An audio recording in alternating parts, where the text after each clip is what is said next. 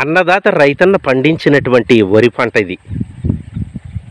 అనేక రకాల పంటలు పండించి దేశంలో ఉన్నటువంటి ప్రతి ఒక్కరికి అన్నాన్ని అందించేవాడే మన అన్నదాత రైతన్న.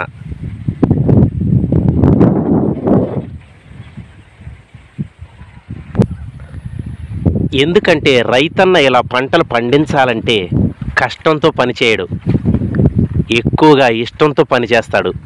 అందుకనే సమృద్ధిగా పంటలు పండిస్తూ కష్టాన్ని నమ్ముకొని ఇష్టంగా సాగు చేసి అవని తల్లి భూమిని ప్రేమిస్తూ ఇలా పంటలు పండిస్తాడు.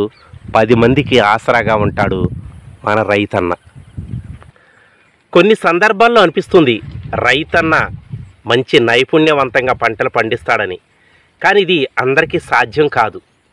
ఇలా పంటలు పండించాలంటే అందరికీ సాధ్యం కాదు. ఇది ఒక అద్భుతమైనటువంటి కళ అని చెప్పొచ్చు.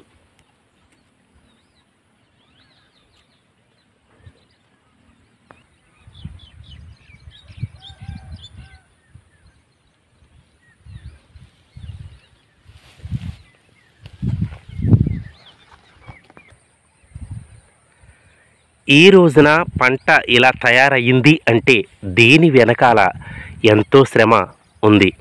ఎందుకంటే ఈ పంటకి ఫెర్టిలైజర్స్ అంటే రసాయన ఎరువులను వాడుతూ మరి ఎంతో కష్టపడి ఇవి వేసిన తర్వాత కలుపు తీస్తూ మరి రాత్రి కావచ్చు, పగలు కావచ్చు, ఎండ కావచ్చు, వాన కావచ్చు, వీటన్నిటిని ఎదుర్కొని మరి ఈ పంటను పండించడం జరుగుతుంది మన రైతన్న.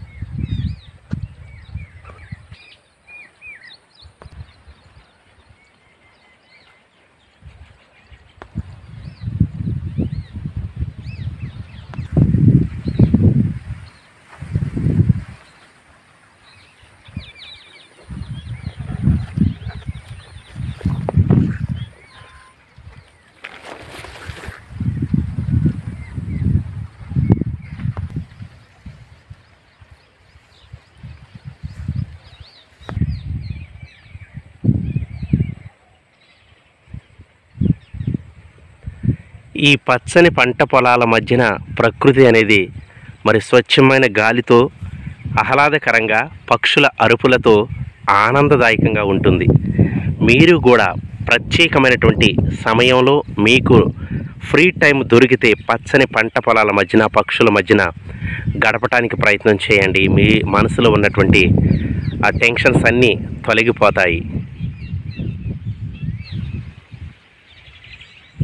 ఓకే ఫ్రెండ్స్, మీ విలువైన సమయాన్ని కేటాయించి ఈ వీడియోకి లైక్ అనేది తప్పనిసరిగా వేయండి ప్లీజ్.